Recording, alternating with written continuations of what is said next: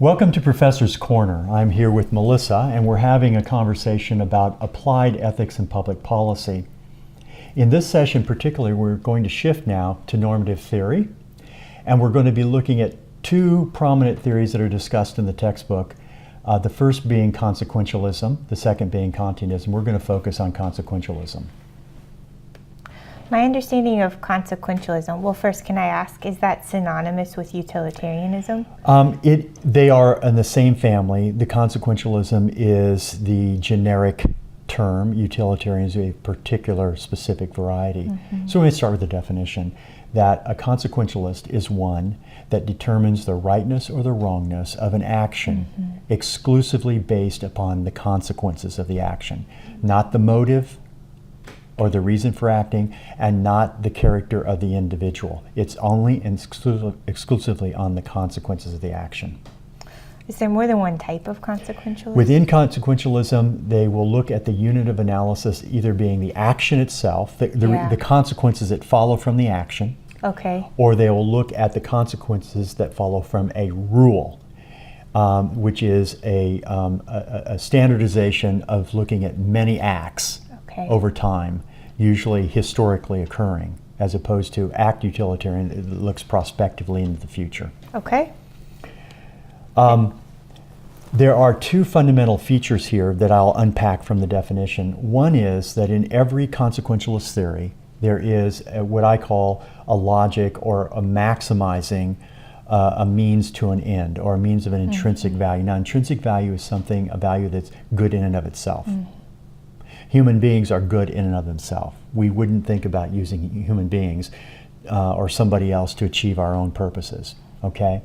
Instrumental value is a value where things are like tools to be used to achieve an intrinsic value, okay? So in consequentialism, the idea is to find that path, that alternative policy that will maximize whatever the intrinsic value is, which is our second point. Every consequentialism will have an intrinsic value. And depending on which one you choose, that's how you're going to formulate your means in a way, or your processes, because you're going to be trying to get to that intrinsic value. That's right. And the idea here is, as well, is that you change the intrinsic value that you're trying to maximize, you change the form of consequentialism. So if you change the value and call it maximizing pleasure, minimizing pain, you're now utilitarian. Okay, great.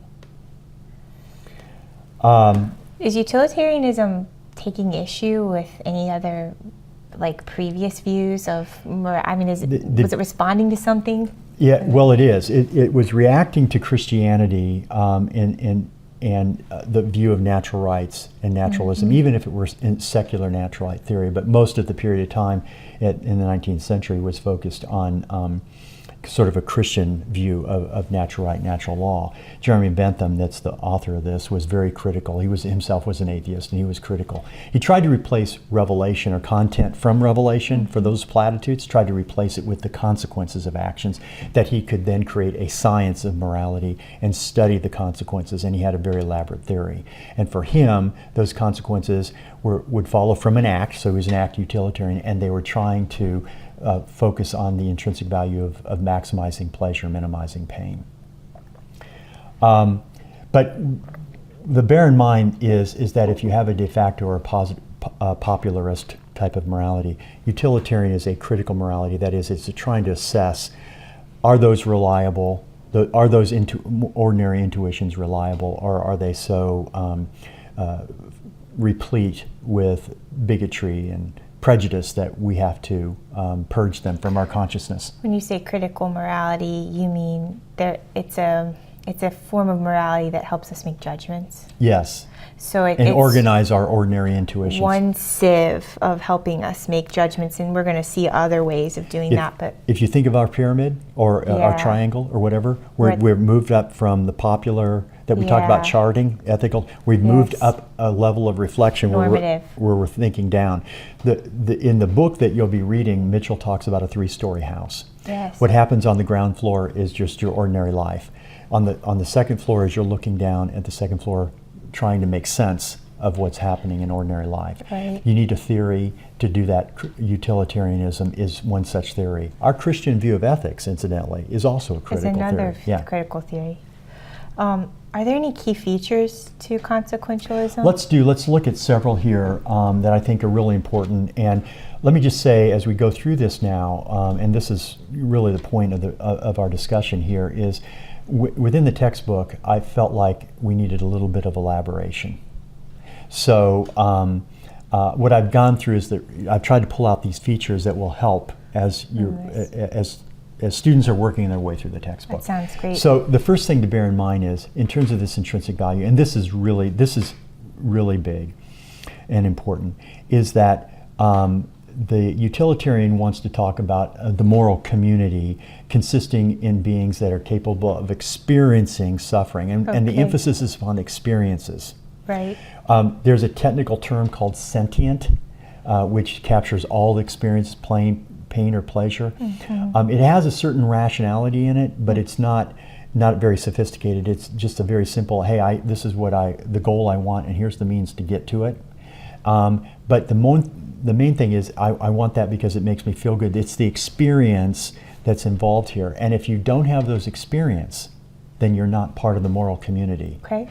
So animals, for example, can have a sentient type of experience in a way that certain human beings cannot. Right. Particularly if they're anencephalitic or if they're brain injured. Mm-hmm. Utilitarians call these type of people marginal human beings. Okay. And they will oftentimes argue that some animals mm-hmm. have a better sentient experience than some human beings have. Huh. And if you want to keep the marginal human beings, then you've got to take care of animals. And hence that brings us to the animal rights issue. I see. Okay, very now, good. the other key feature that's really important, and you can see in the abortion debate, right? Yes. If you know, is a fetus a sentient being? Right. Well, most usually they are not, and you might say, well, they do feel pleasure and pain, and the issue is, yes, but they're not using that to rationalize in any particular way. Mm-hmm.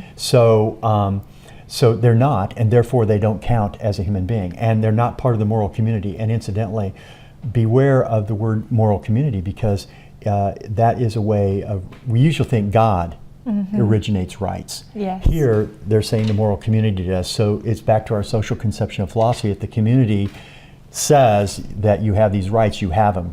There's no God in the picture. Right. Okay? So that the moral community is, it might sound a little odd to you, it's who's conferring and protecting. Right, and protecting. The second major feature that ties into abortion is a utilitarian, because they're scientists, right? Mm-hmm. They want to measure. They want to measure things that are actual, not potential. Right. So if you're going to argue that the fetus is a human being with potential, given uninterrupted, they will continue all the way through adulthood and become natural human beings like you or I. Right. The utilitarian can't tolerate that because they want to see it now. They want to count only consequences that are real and in front of them in sentient being. So here, this feature is going to looking at the intrinsic value of the utilitarian theory. Great. Generically speaking, or the consequentialist theory, generically speaking. Now, the next issue that's a key feature to keep your eye on is measuring well-being. This is the area where it's very, very difficult. You want to quantify. You're driven by science in the utilitarian scheme. So if you want to measure the value of life in healthcare, you have to figure out some way, and you're going to use this information to decide, what kind of medical treatments we're going to give people. Right. So you have to think about some way of quantifying human life, so that you can therefore attach an economic significance to it. Okay, right. So measuring, and some things you end up, your policy becomes what you can measure, mm-hmm. as opposed to having your measure being a tool to help you advance policy. It becomes the policy itself. Mm-hmm. The next area that I think that pops up pretty quick is this idea of impartiality. Every individual, the pains and pleasures, or whatever the value, it counts for one. My pleasures or pains are no more than yours or anybody else's. And the idea is, within utilitarian, is we try to maximize, the policy will be based on those who are most benefited in society, the greatest number of people. that can be but benefited. each person is of the equal amount. But each person so there is a sense of justice, it sounds like, within utilitarianism, or this idea that everybody's treated alike. There is, and I want to come back to that in just a minute, but I want to point out this impartiality. One more point about this is that this means that since you count, everyone counts as the same. Yes. My relationships or with my kids or my neighbors might be overridden by somebody I don't know in a third part of the world, because theirs count as well. Right. And therefore, if I've got an extra $1,000, rather than give it to a neighbor child or something, I need to give that to, or to help my son, rather than give the money there, I need to give the money to somebody who I might not know. That's what impartiality means. Yes. And that's the globalism that people are reacting about right now. Right, because it sort of denies some of the human bonds, natural human bonds you might have. And exactly. Yes, Good. exactly. So you got it. So you want to keep your eye. We'll talk more about this. Yes. But I want to get the concept in your mind right now. Also, another feature is there are no intrinsic acts that are there are no acts that are intrinsically wrong or right. So if you ask them, we're going to look at this issue in a separate session on adultery, it's not going to be intrinsically wrong. Because the issue is, what does it result in? Yes. So what you do to get to the result, in a lot of ways I'm hearing this as Machiavellian in some ways. Yeah. It's like you're really worried about the ends, and Yeah. the means are malleable Whatever or changeable. you need to change that. Yeah. And so, but murder is not intrinsically wrong. Right. Slavery is not intrinsically wrong. According to utilitarians. According to utilitarianism. Killing innocent life is not intrinsically wrong. What makes it wrong is that you run the calculus and you take all the pleasures and pains of everybody affected across a society, in whatever way they're affected, and you come up with a policy that will maximize the greatest number, and that's what you live by. It sounds like utilitarians have a little bit of a tension going on, because they've got to they're trying to deal with justice. They want to be fair and everybody counts the same. But then there's also this sense of pleasure, or for utilitarians, I know not all consequentialists, but wanting to have a well-being, a positive well-being. How does that? Well, all I want to do right here is for you, the student, to keep your eye on this tension that goes on in the reading when you're reading Bloom, because I want to sensitize you to this tension between the well-being, maximizing the greatest good for the greatest number, general benevolence, we'll call it, and the idea of justice. And we could think of some examples. We don't have time to really delve into them in detail, but we think of going into an airport with national security. Yes. And so we don't want to profile, because that would target a few, but that's highly effective, isn't it? Yes. And it might be all that's necessary from a utilitarian point of view. And it might benefit our well-being because we're safer as a result, but it might not be just, because now only certain people are being... And that's the tension in public policy. So where policy comes down is neither on the side completely on the utilitarian or on the view of justice, by saying, well, we'll treat them both the same. So then everybody's waiting in Everybody's a long waiting in line. line. You got to get there and early. then you feel like you're not treated fairly. Yes. So there are a number of responses. It's probably, we don't have time to go into these, but we'll see them in the reading about the ways in which utilitarians try to deal with this whole issue of justice or injustice. It is a difficult tension, I would think. It is. So at any rate, quickly, what we'll look at in doing the method of analysis in utilitarianism is we want to identify the desirable outcome. Right. We want to identify what is intrinsically good and intrinsically bad. Yes. We want to determine the alternatives, the various policy options that we have that will give us that optimific between good and bad. We want then to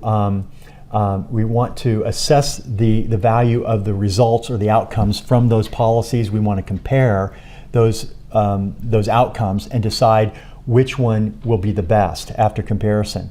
And then we select the balance of we're going to have some bad and we're going to have some good, but we want the best balance, the most optimum that we can have, and that becomes the public policy.